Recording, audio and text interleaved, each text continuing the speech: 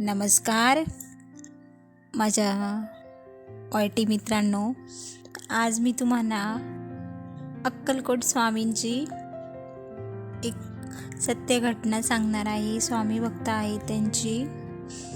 तर ही गोष्ट ना साधारणपणे आजपासून 30-32 वर्षापूर्वीची असेल.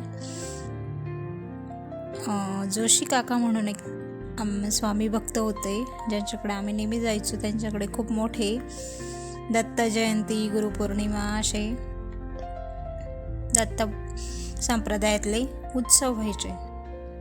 असंच एकदा आम्ही त्यांच्याकडे दत्त जयंतीच्या कार्यक्रमासाठी गेलेलो असताना हा अनुभव आहे. तर त्यावेळेला फारसं असं म्हणजे स्वामी भक्तीचं एवढं नव्हतं लोकांमध्ये. आमच्या कुटुंबात म्हणजे माझ्या माहेरी जवळजवळ गेल्या 45 वर्षापासून स्वामी महाराजांचं अधिष्ठान आहे, सेवा आहे. आणि मी खूप म्हणजे अगदी 5 ते 6 वर्षाचे असेल तेव्हाचा हा अनुभव आहे. तर ते जोशी काका म्हणजे खूप पराकोटीचे स्वामी भक्त. तर ते काका एका सहकारी संस्थेमध्ये कार्यरत होते आणि आम्ही दत्त जयंतीला गेलेलो असताना त्यांच्याकडं ना एक खूप अशी सुंदर स्वामींचं सगळं काही अधिष्ठान मांडलेलं, पूजा वगैरे, आणि अशी सुंदर अभिषेकाला सोन्याची स्वामीची मूर्ती. तर मग आता लहान मुलांचं मन कसं असतं, मी एकदम सडनली विचारलं की आई, हे स्वामी किती सुंदर आहेत ग, किती चमचम चमचम करत आहे. तर हे सोन्याचे स्वामी असतील का ग? तर आई मला म्हटली शांत बसून राहा. म्हणजे तिला असं ऑकवर्ड वाटल्यासारखं झालं. आणि मग ती मला म्हटली घरी गेल्यावर सांगल. पण त्या काकांनी ते ऐकलं, ते हसले आणि त्यांनी मग मला जवळ बोलवलं. मला म्हटली, तुला एवढे आवडले का ग हे स्वामी? म्हटलं हो, किती छान स्वामी आजोबा आहेत तो तुमच्याकडं. मग ते म्हटले, अगं हे स्वामी आजोबा अक्कलकोटहून आले माझ्याकडं. मी म्हटलं असं कसं अक्कलकोटहून आले, आमच्याकडं नाही आले म्हटलं ते.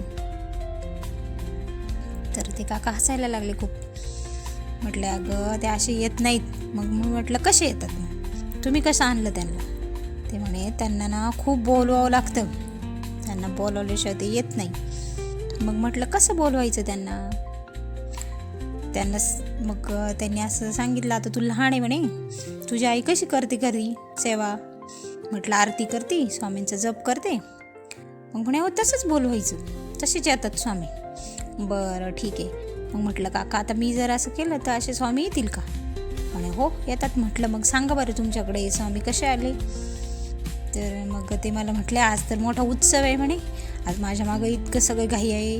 मी तुझ्या पुढच्या वेळेला येशील ना, तेव्हा तुला ह्या सोन्याच्या स्वामींची गोष्ट नक्की सांगेल की माझ्याकडे हे कसे आले. आता माझ्या मनात ती उत्सुकताच, सोन्याचे स्वामी काकांकडे सोन्याचे स्वामी. तर मी सारखं आईला त्याच्याबद्दल विचारायचं, आई सोन्याचे स्वामी कसे येतात ग? आई सोन्याचे स्वामी कसे येतात आणि कुठून येतात? ती मला नेहमी एकच उत्तर, अगं अक्कलकोटहून स्वामी येतात. तुला एकदा सांगितलं ना जोशी काकांनी, पुढच्या वेळेला नक्की तुला ती गोष्ट सांगणार आहे म्हणून. पण मग माझ्या मनात ते नंतर कालांतराने गेलं माझ्या डोक्यातून ते. मग आम्ही जेव्हा पुढच्या वेळेला गेलो, मला लगेच आठवण आली त्या गोष्टीची. मी म्हटलं काका मला सांगा, सोन्याचे स्वामी आजोबा कुठून आणले? त्यांना वाटलं आता हिला काय सांगितल्याशिवाय ही काय ऐकायची नाही. तर मला म्हटलं इकडे ये, मी तुला सांगतो म्हणे, पण कोणाला सांगायचं नाही बरं. मी म्हटलं का हो? मग हसले. मग मला म्हणे का म्हणजे का? मग तू सगळ्यांना सांगशील का काकांकडे सोन्याचे स्वामी आजोबा आहे? म्हटलं हो. म्हणे नाही असं कोणाला सांगायचं नाही बरं. म्हटलं का? मग माझे स्वामी आजोबा घेऊन जातील म्हणे. म्हटलं असं कसं, सगळ्यांकडं तुमच्यासारखेच स्वामी आजोबा पाहिजे. म्हणे अगं बाई ते सगळ्यांना स्वतंत्र आणायला लागतात. म्हटलं नाही, स्वतंत्र आणायची मला माहिती आहे, पण मग तुमच्यासारखीच पाहिजे. बरं ठीक आहे, पण सांगू नको म्हणे कोणाला. बरं म्हटलं ठीक आहे, मी नाही. मग मला म्हटले तरच मी तुला सांगेल सोन्याचे स्वामी आजोबा. बरं ठीक आहे म्हटलं काका, मी नाही सांगणार. मग म्हणे तुझ्यावर मी कसा विश्वास ठेवू. म्हटलं मी ना आता स्वामी आजोबांना समोरच सांगते तुम्हाला की मी सांगणारच नाही कोणाचे सोन्याचे स्वामी आजोबा आहेत. आणि जोशी काकांकडे आहे हे तर सांगूच नको म्हणे. बरं म्हटलं काका ठीक आहे. आता त्यांना माहीत होतं ही एवढी लहान पोरगीच्या ध्यानातही राहणार नाही कालांतराने. तर मग त्यांनी मला ती गोष्ट सांगितली. ती गोष्ट खरंच इतकी मजेशीर आहे. आज त्या वयात तिचं इतकं गांभीर्य वाटलं नाही, पण आज ती गोष्ट जेव्हा आपण जे मी स्वतःच तिचं मनन केलं का असं वाटतं खरंच महाराज आपले किती मोठे आहे. त्यांना अनंत कोटी ब्रह्मांडाचं नायक म्हणजे उगाच म्हटलेलं नाही आहे, ते खरंच ब्रह्मांडाचेच नायक आहेत. आणि त्यांचे ब्रीदवाक्यही तसेच आहे की मी असंभव संभव करतो, अशक्य गोष्टीलासुद्धा मीच शक्य करतो. आणि तुमचं स्वामित्वसुद्धा तुम्ही मला दिलं आहे तर मी ते सार्थ करील. हे महाराजांचं प्रत्येक पावलोपावली स्वामी भक्तांना प्रचिती येते, हे सर्वश्रुते. तर ते स्वामी आजोबा जेव्हा त्या काकांकडं कसे आले याची गोष्ट त्यांनी आम्हाला सांगितली मला, की मी ना असंच एकदा अक्कलकोटला गेलो म्हणे आणि माझ्या मनात इच्छा होती की माझ्याकडं ना सोन्याची स्वामींची मूर्ती पाहिजे अभिषेक वगैरे कार्यक्रमासाठी. पण मला सोन्याचेच स्वामी पाहिजे, पण माझ्याकडं काही एवढे पैसे वगैरे नव्हते. पण जेवढे होते त्यात जशी मूर्ती येईल तशी मला घ्यायची होती. मग मी एकदम अक्कलकोटच्या एका सराफाकडं माझ्या मनातच आलं, मी गेलो आणि मला एक सुंदर स्वामींची मूर्ती मी बघितली वगैरे. आणि मग सराफांनी त्यांचं बघितलं सगळं मानधन काय होतं आहे म्हणून मोल. मग ते मला म्हटले की हे बघा म्हणे बुवा असं होतं आहे याचं, मग कसं करता. ते म्हटलं अहो एवढे पैसे माझ्याकडं कशाचे, मी एक कारकून माणूस. म्हणे मग तुम्ही कुठून आला तो. म्हणे अहो मी फार 4 तालुके ओलांडून आलो आहे म्हणे, माझं पुन्हा कसं येणं व्हायचं अक्कलकोटला, जेव्हा स्वामी बोलावतील तेव्हा. तर म्हणे माझ्याकडे एवढे पैसे पण नाहीत आणि आता पुढच्या वेळेला मी आलो किंवा मी कधी येतो मला काही सांगताच येणार नाही म्हणे. पण मूर्ती तर मला फार आवडली. पण म्हणे अहो बुवा आता तुमचा आम्ही विश्वास कसा ठेवायचा, तुम्ही एवढे 4 जिल्हे ओलांडून आलेला माणूस. मग म्हणे आता कसं करता. मग म्हणे आता पैशाची जेव्हा तरतूद होईल तेव्हा बघतो म्हणे मी, काय स्वामींची इच्छा असेल तसं. असं म्हणून बुवा गेले तिथून निघून. मग ते म्हटले जोशी बुवा अहो मागं या. सराफ म्हटले तुम्हाला एवढी मूर्ती आवडली ना, तुमच्याकडं काही असेल तारण तर ठेवा म्हणे. आता जोशी बुवा म्हणे मी इतका छोटासा कारकून माणूस, मी इतक्या आलो आहे म्हणे अक्कलकोटचं दर्शनाला, माझ्याकडं कशाचं काय म्हणे, एक जानवं सोडून माझ्याकडं काही नाही. ठीक आहे म्हणे बघा तुमच्याकडे जेव्हा येतील म्हणे पैसे तेव्हा तुम्ही या, तोपर्यंत सोन्याचे भाव कुठं जातात आम्ही काही सांगू शकत नाही. जोशी काकांना खूप असं म्हणजे मनात दुःख वाटलं, पण त्यांनी काय वरती दाखवलं नाही. ते मनोमनच महाराजांना म्हटले की आता बघा स्वामी मला तर काही तुम्हाला न्यायचं होतं पण तुम्हालाच यायचं दिसत नाही. असं त्यांना मनात थोडा खेद वाटला आणि ते घरी परतले. परतल्यानंतर ती मूर्ती जी आहे ना ती 4 ते 5 दिवसाच्या नंतर काकांच्या सतत स्वप्नात यायला लागली की अरे मी अक्कलकोटवरून तुला बोलवणं पाठवलं आहे, तू पटकन मला न्यायला ये, तुम्हाला डावललंयच बघ म्हणे, तुझ्याकडं होतं पण तुम्हाला आणलंच नाही घरी म्हणे. असं ती मूर्ती स्वप्नात आल्यावर काका एकदम असे हे झाले की आता माझ्याकडं पैसे नाहीत आणि स्वामी मला बोलवत आहे, आता मी कसं करू. मग त्यांनी त्यांच्या सुविद्य पत्नींना सांगितलं की अगं स्वामी माझ्या स्वप्नात येऊन असा दृष्टांत देतं, आता काय करायचं, माझ्याकडे एवढे पैसेच नाही, सोनार काय ऐकणार नाही. इकडं मूर्ती सोनाराच्याही स्वप्नात गेली की माझा तो भक्त जो आला होता ना मला त्याच्याच घरी जायचं, मला इतर कोणालाही मला देऊ नकोस म्हणून, मला इतर कोणाच्या घरी जायचं नाही. सोनार पण मोठी अचंबित गोष्ट आहे, बुवाकडे तर काही पैसे नव्हते आणि मूर्ती तर म्हणते मला जायचं आहे त्यांच्याच घरी. मग त्यांनी ना ती मूर्ती जतन करून ठेवली सोनाराने, ना कोणाला दाखवायला, एकदम अशी शोकेसमध्ये मागं ठेवली. ते म्हणे काय असेल ते असेल आपण बघू वेळेला. इकडं जोशी काकांनी असं 3-4 वेळेला त्यांनी एकदाच त्यांनी आलं स्वप्नात पण पैसे नाही म्हणून मागं टाकला विषय. पण स्वामी सतत स्वप्नात येऊ लागले आणि अरे मी वाट बघतोय, अरे मी वाट बघतोय, अक्कलकोटला ये, मला घेऊन जा. आता मात्र जोशी काकांना असं झालं की मी काय करू. मग असं त्यांनी पत्नीला सांगितलं. ती म्हणे बाई माझ्याकडे हे असं असं एवढं आहे, बघा म्हणे कसं होतं ते. ते म्हणे अगं एवढे पैसे सांगितले. आणि जोशी काका तेवढेच पैसे घेऊन आले आणि स्वामींना सांगितलं चांगलं मात्र ठणकावून. घरात जे स्वामींचं अधिष्ठान होतं की महाराज माझ्याकडे एवढं सगळं आहे, आता तुम्हाला एवढं याच्यात यायचं असेल तर तुम्ही बघा, नाही तर मी काय तुम्हाला पुन्हा घ्यायला येणार नाही. बरं असं सांगून जोशी काका अक्कलकोटला आले. आता मात्र मठात वगैरे कुठं गेले नाही, सोनाराचं दुकान गाठलं आणि म्हटले कुठं आहेत स्वामी. अहो सोनाराने अक्षरशः आश्चर्याने ते बघायला लागले काकांकडं की अहो म्हणे बुवा तुम्ही गेला तसा ही मूर्तीने मला खूप वेळा स्वप्नात आले हो.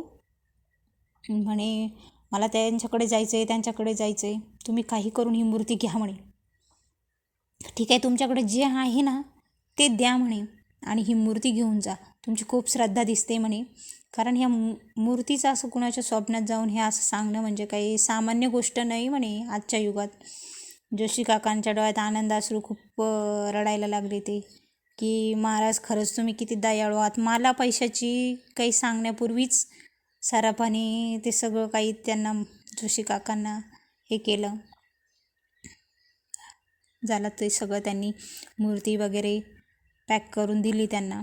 जोशी काकांनी जेवढे होतं तेवढं दिलं. सोनारही काही बोलले नाही. ते म्हणे आता ह्या महाराजांची इच्छा आहे तिथं माझं काय चालणार आहे म्हणे. जोशी काकांना इतका आनंद झाला, त्यांचा आनंद अक्षरशः कुठं गगनातच मावेना असं झालं.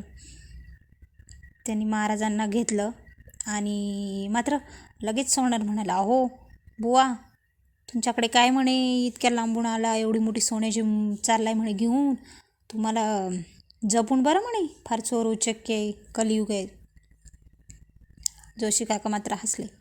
अहो यांच्या पुढे काय चालत नसतं म्हणे चोर उचक यांचं, हे फार मोठे आहेत, आम्हाला माहिती आहे म्हणे त्यांचं. ते घरून इथं घेऊन आले म्हणे मला खेचत, आता इथून त्यांना त्यांच्या घरी कसं यायचं आहे ते बघतील म्हणे. हसले जोशी काका आणि आता आनंद त्यांच्या पोटातच मावत नव्हता. अशा आनंदाच्या त्या लहरीमध्ये आता मात्र मठात धाव घेतली आणि स्वामींच्या पादुकांवर मात्र अक्षरशः कृतकृत्य झाले की खरंच स्वामी तुम्ही कसं मनाचा भाव एवढा ओळखतात. तुमची मूर्ती माझ्या मनात काय भरावी आणि तुम्हाला काय ते यायचंच असावं. मला कधी स्वप्नातही वाटलं नाही म्हणे की तुम्ही माझ्यावर एवढे कृपाळू आहात. मग असं सगळं मनोगत त्यांनी हृदय मोकळं केलं स्वामींसमोर. प्रसाद वगैरे भोजनालयात घेतला अन्नछत्रामध्ये आणि घराकडे निघाले. सुविद्य पत्नींनी सगळी तयारी वगैरे महाराजांची करूनच ठेवली होती, अभिषेक आल्यानंतर सगळं काही. आणि मग सगळा अभिषेक वगैरे आणि तो दिवस म्हणजे गुरुवारचा दिवस, महाराजांचा दिवस, स्वामी सेवेतला सगळ्यात आपण म्हणू सगळ्यांचं श्रद्धास्थान असलेला दिवस. गुरुवारी ते महाराज जोशी काकांकडे आले आणि तिथून पुढं जोशी काकांनी ते महाराजांची सेवा सुरू केली. अशी ही सुंदर असं स्वामींचं कृपेचं हे जे तुम्हाला सांगितलं आहे ना हे ती खरं आहे. एका स्वामी भक्ताच्या जीवनातली गोष्ट आहे. आणि अशा करोडो स्वामी भक्त आहेत ज्यांच्या जीवनात अशा चमत्कार स्वामींनी केलेले आहे आणि स्वामी चमत्कार करतात. फक्त सगळं तुमच्या विश्वासावर अवलंबून आहे आणि तुमच्या धैर्य श्रद्धेवर अवलंबून आहे. जेवढी श्रद्धा ठेवाल तेवढं फळ मिळेल. फक्त धीर सोडू नका. कधी कधी संकट आलं तर फक्त महाराजांचा धावा करा, महाराज नक्की धावून येतात. ही मात्र चिरकाल सत्य आहे. स्वामींचा धावा करून माया गेला असं कुणीच नाही. भले वेळ लागेल पण स्वामी म्हणतात नक्की मी धावून येईल, तू भिवू नकोस. माझं वाक्य ब्रीदवाक्य तू नेहमी ध्यानात ठेव की मी तुझ्या पाठीशी आहे. कोणी असो अथवा नसो मी सदैव तुझ्या पाठीशी आहे आणि मी राहील, मी तुझ्याच पाठीशी राहील. फक्त तू माझा धावा कर, तू माझे सतत चिंतन कर. मी तुझ्याच जवळ आहे आणि मी तुझ्याच हृदयात बसलेलो आहे. मला फक्त एक आवाज दे, मी तुझ्यासाठी नक्की येईन. म्हणून सगळ्या प्रिय स्वामी भक्तांना आणि आमच्या आता त्या जोशी काकांसाठी एक लाईक करा. व्हिडिओ माझा आवडला असेल तर शेअर करा सगळ्यांसोबत. आणि सगळ्यांची स्वामींवर आणखीनच भक्ती वाढत जाओ. सगळ्यांचं महाराज खूप कल्याण करो आणि सगळ्यांकडून उत्तरोत्तर स्वामींची सेवा घडत राहो. सगळ्यांची सेवा घडत राहो. व्हिडिओ ऐकल्याबद्दल तुमचे खूप खूप आभार. आणि आवडल्यास खरंच नक्की आमच्या चॅनलला सबस्क्राईब करू शकता, लाईकही करू शकता आणि शेअरही करू शकता. सगळ्या स्वामी भक्तांचे धन्यवाद. श्री स्वामी समर्थ अर्पण.